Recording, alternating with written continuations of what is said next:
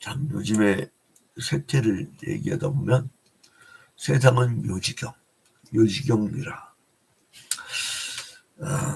참 변화무쌍하죠. 벌써 대통령이 몇 번 바뀌었어요. 근데 이제 대통령이 바뀔 때마다 정책은 바뀌는데 어떤 큰 틀이 있어요. 그러니까 보니까 그 노무현, 이명박, 박근혜, 문재인, 윤석열, 이재명 차이가 없어요. 그게 뭔지 아세요, 여러분? 첫째로는 사회체제를 안 바꿔. 분배구조가 안 돼 있으면 분배구조를 확 바꿔야 되거든. 북유럽의 기독교 국가들은요, 사도행전 2장을 그대로 실천합니다. 유무상통. 근데 아직도 복음화가 잘 안 돼 있다는 얘기예요. 성경 갖고 개인 축복이라 얘기하고 있으니 그게 되겠어요. 구약 시대 때는 민족 공동체에 대한 이야기고 신약 시대 때는 믿음 공동체 얘기인데, 두 번째로는 옛날엔 그 달러가 모든 기축통화였어요. 왜 기축통화였냐면 금을 가져오면 금을 바꿔주는 그 교환의 기축이었어요. 기축통화. 근데 나중에 금이 귀해져. 금이 없어져. 그럼 어떻게 돼요? 돈이 돈을 바꾸게 돼. 그러니까 세상 사람들이 이거 뭐야? 달러 돈 아니어도 거래할 수 있잖아. 그래가지고 중국 위안화를 중심으로 모인 블록이 있어요. 달러를 중심으로 모인 블록이 G7이고 위안화를 중심으로 모인 블록이 브릭스예요. 브릭스. 근데 이제 G7이 옛날에는 전 세계 시장 점유율이 7, 80%예요. 그러니까 부의 편중이었죠. 근데 이제 지금은 40%밖에 안 돼. 그러니까 브릭스가 그만큼 올라오니까 위기의식을 느꼈어요. G7 갖고 안 되겠거든. 그러니까 잘 사는 자기 주변에 동네 사람들을 부르기 시작한 거예요. 그게 G7 이번 회의입니다. 거기 가서 왜 알짱거려? 점점 망해가는 건데. 근데 영원한 게 있어요. 그 뭐냐면 예수 그리스도의 복음이야. 그러니까 이게 물질 세계에 있는 사람들은 보이지 않는 거야. 우리는 깝깝하지. 불쌍해. 정책을 펼 때 사람 생명을 구하는 정책을 펴야 되는데 변한 게 없어요, 여러분. 변한 게 없어. 그래서 그리스도인들은요 항상 야성일 수밖에 없어.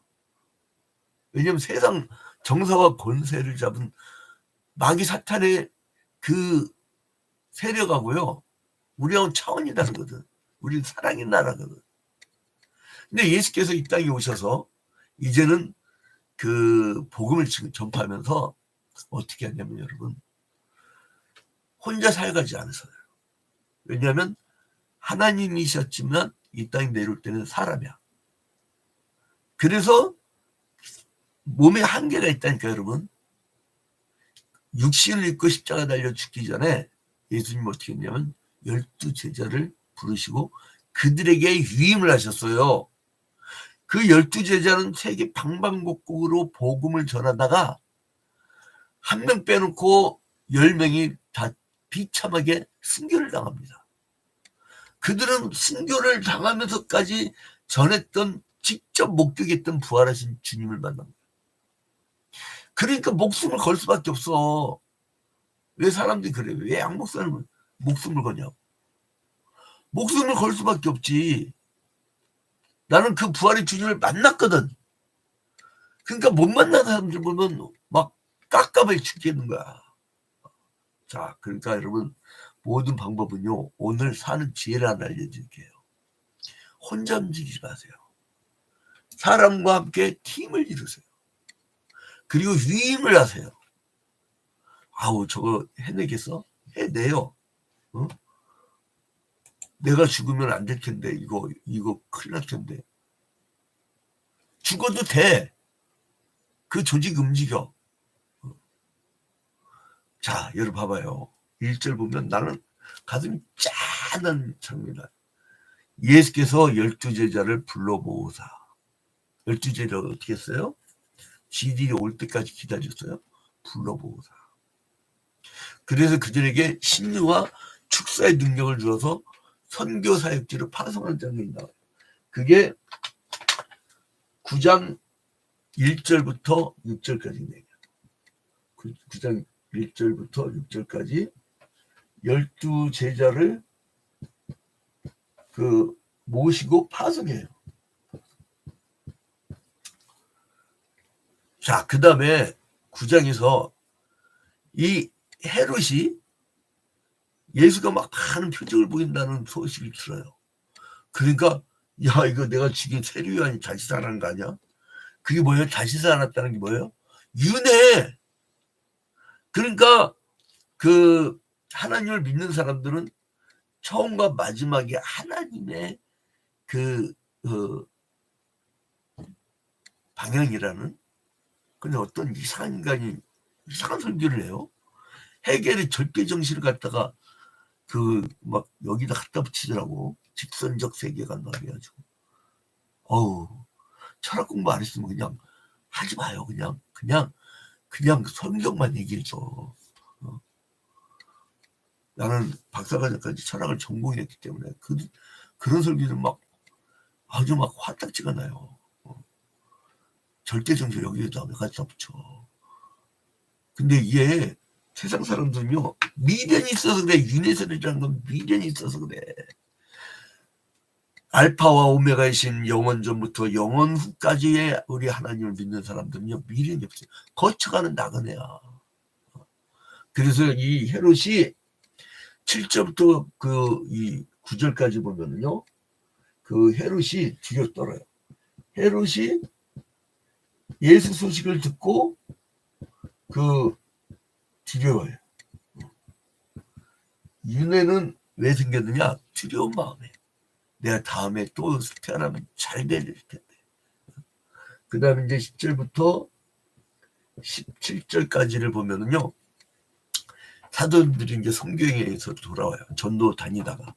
예수님이 이 땅에 왜 오셨죠? 전도하려고. 그냥 돌아온 다음에 예수와 사도들과 많은 무리들이 광야에 있는데 거기서 유명한 오병이의 사건입니다. 일단 분해부터 쭉 해드릴게요. 그 다음에 이제 18절부터 27절까지는 예수께서 제자들과 함께 계실 때 주는 그리스도시요 살아계신 하나님의 아들이라고 하는 베드로의 유명한 신앙 고백을 장면이 나와요. 그리고 이제 베드로의 고백. 이것 때문에 이 사람이 교회에 기반된 거죠. 그러니까 여러분 다른 거 필요 없어요. 예수를 제대로 고백만 하면 돼요. 그 가운데 어떤 사람은 고난 겪기도 하고 어떤 사람은 막 그냥 전도양령 할 수도 있어요. 자, 28절부터 36절까지는 또 무슨 내용이 나오냐면 이 고백을 들은 후 8일쯤 되는데 예수께서 변화사에 올라가요. 그 영광스럽게 변화된 모습으로 모세와 엘리야와 함께 종말에 대한 말씀을 나누셔요. 변화사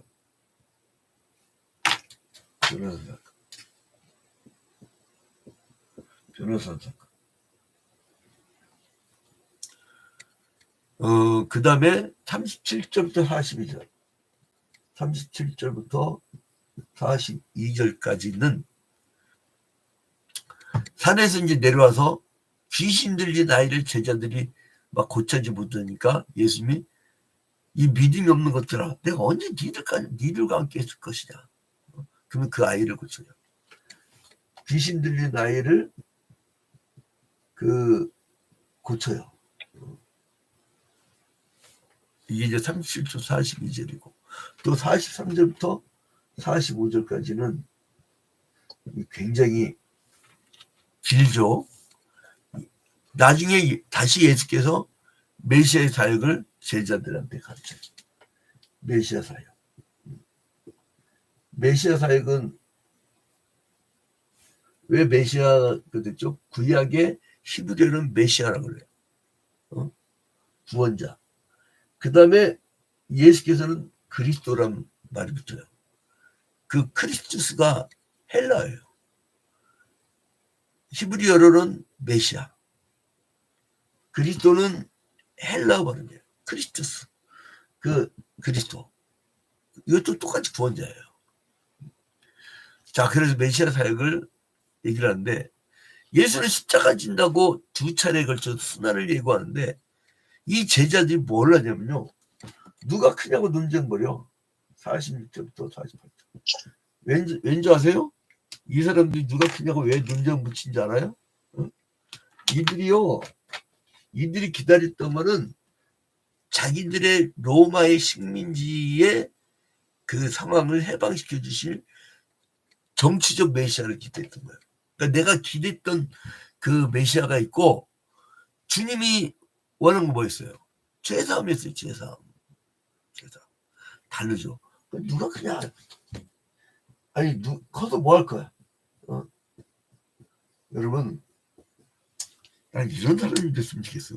그리스도인들은 사람들이 제발 대통령 좀 돼주세요.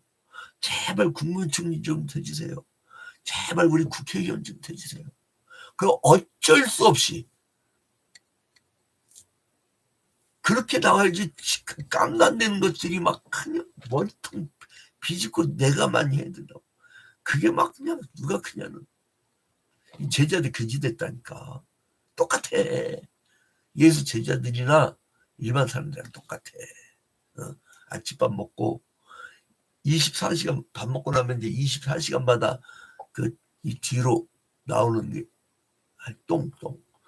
똥을 싸면은 그게 정상적인 거고 24시간 지나면 변비라고 하는 거고 그리고 잘못 먹었고 막 줄줄줄줄 막 하루에 몇 번 나오는 게 설사라고. 근데 여러분 엘비스 프레슬리도 변비로 죽었어요. 그래서 물 많이 먹어. 물 아침에 일어나자마자 나는 항상 한 서너 컵 먹어요. 그 유산균하고. 자 아무튼 일갈하고 그래서 이제 예수님이 때가 됐어. 그래서 49절부터 62절에 보면 예루살렘으로 올라가죠. 이런 장면. 그러니까 이제 누가복음 이 9장의 말씀이 쭉 보이죠. 이게 이제 분해된 내용이고 자 이제 디테일하게 한번 들어가 봅시다. 이 12제자를 파송한 내용이요. 공간복음에는 다 있네. 공간복음은 뭐냐면 예수의 탄생부터 십자가에 달려 죽고 부활 승천하시기까지 그 일대기를 그린 것이 똑같아. 누가 똑같아? 마태, 마가, 누가. 그들이 바라본 건 똑같아요. 근데 요한복음 신학적 해석이에요. 그래서 사복음서에는 요한복음의 기쁨이 들어가는데 공간복음에는 마태, 마가, 누가만 들어가요. 그래서 이제 12제자를 파송한 것이 그 마태복음 9장에도 나옵니다. 마태복음 9장. 마태복음 9장. 이게 마태복음 9장에도 나오고요. 그 다음에 마가복음 6장에도 나오고요. 마가복음 6장. 그리고 이게 또 쭉 갈릴리에 사역하시면서 그 예수께서 그 사역하는 것을 세례요한을 참새버린 헤롯이 뒤리하는 것이 똑같이 나오는 게 마태복음 14장. 이게 마태복음 14장하고 마태복음 14장 그리고 마가복음 6장. 마가복음 6장. 이렇게 갑니다. 또 그 5,000명을 먹인 이야기가 마태복음 14장하고 저 똑같이 나와요.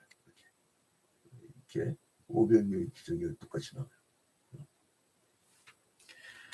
그리고 그 이제 이 누가복음 물리를 걸으신 걸 생략했더라고요. 왜 생략인지 모르겠는데 그 천국 가면 물어보려고 그래요. 자, 그래서 이제 그리고 이제 가이사랴 빌립보로 가갖고 베드로가 예수를 그리스도라고 고백하는 그 장면이 또 공간복음에 똑같이 나와요. 어디? 마태복음 16장 18절. 마태복음 16장. 기억나시죠? 그리고 마가복음에서는 8장. 이렇게 나오죠. 그리고 이제 그 예수님께서 죽음을 예언하시고 그 변화산에서 변화되는 모습이 마태복음 17장에도 나오고요. 마태복음 17장. 제가 이거 써주는 이유가 있어요. 제가 이따 증명할게요.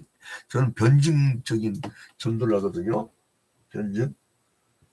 그러니까 이게 그 누가 이런 말씀들을 좋아하냐면 지성인들, 좀 이렇게 역사의식 있고 뭔가 이렇게 더 깊이 있게 알고자 하는 사람들, 그들이 이제 좋아하는 메시지 스타일이죠. 자, 이게 왜 그러냐면 여러분, 성경이 성경을 증명하고 있어요. 네? 그러니까 어떤 한 사실이 있어. 근데 기록자들이 막은 예수의 제자도 아니잖아요. 누가는 그 이방인을 위해서 쓴 사람이 이렇게 막, 그러니까 이게 이렇게 바라보는 관점들이 다 달라. 그런데 공통적인 사건이 있었단 말이에요. 근데 더 놀라운 게 뭐냐면요. 더 놀라운 게 바로 일반 역사학자들. 그 예수 당시에요, 여러분. 유명한 요세푸스라는 역사학자가 있어요. 그 사람 신앙인 아니에요. 어떤 사람 막 신앙을 썼는데 그 무식한 얘기고. 그 당시의 역사가 중에 유세비우스만 기독교인이었고, 그 당시에 그 비기독교 역사가들이 누구냐면은 요세푸스가 있었고, 타키투스가 있었고, 스웨토니우스가 있어요.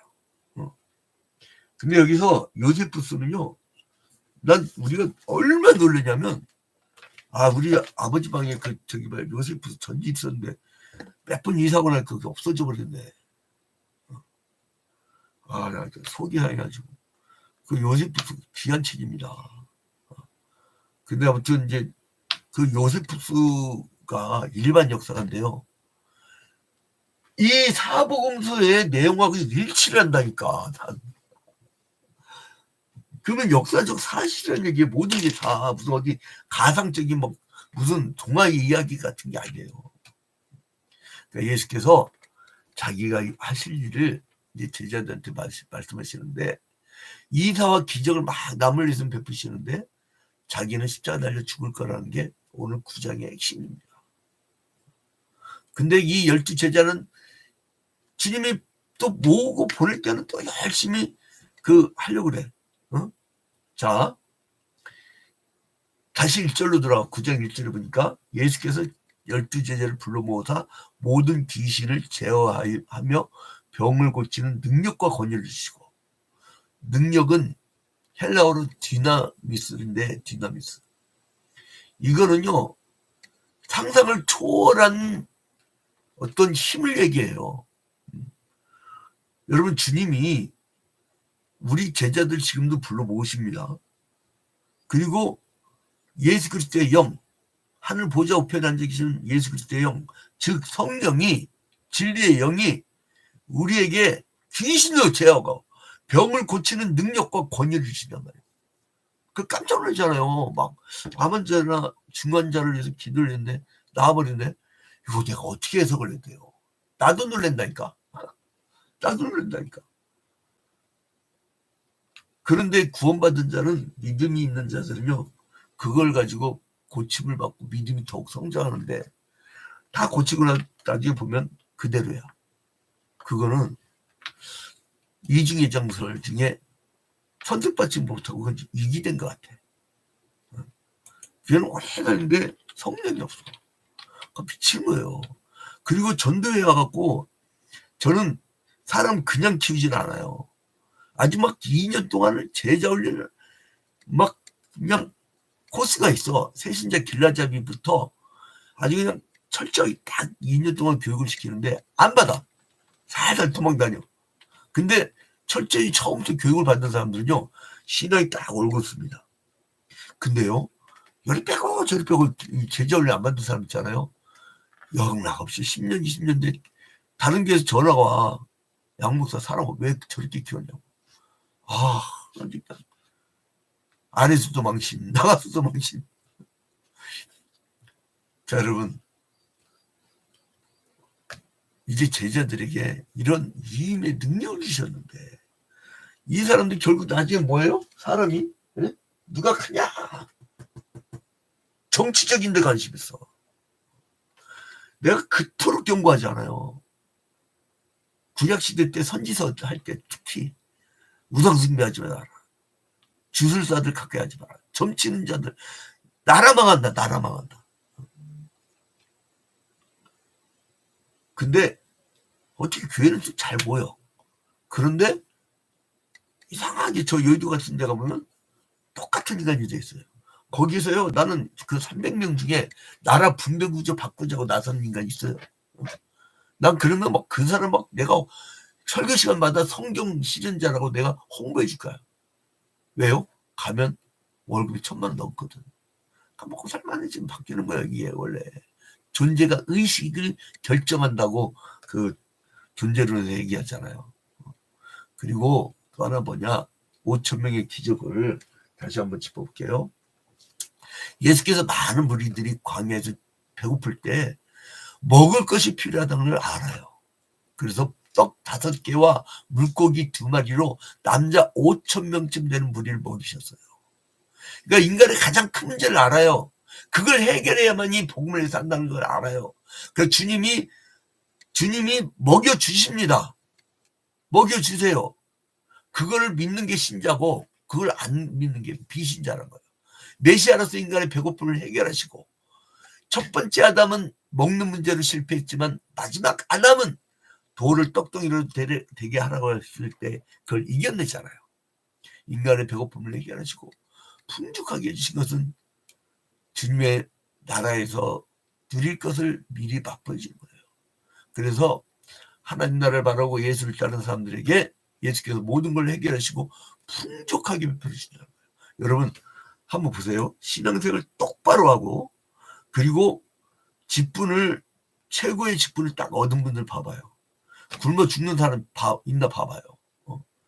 다 하나님이 기적같이. 어떤 경우는 교만한 사람은요, 자기가 계획한 대로 안 돼. 딴 것을 막 깜짝깜짝 놀라요. 이걸 하나님이 역사하신다는 걸 느끼도록 만들어. 왜냐면 그 교만한 데니까 그 사람이. 근데 겸손한 자에게는요, 굳이 안 깨닫게 하면서 그냥 풍성하게 해주셔요. 그러고 보면 나도 굉장히 많이 교만한 것 같아. 근데 아무튼 우리를 사랑하시는 하나님께서 우리의 모든 것을 채워주신다는 그 믿음 하나 갖고는 삽시다.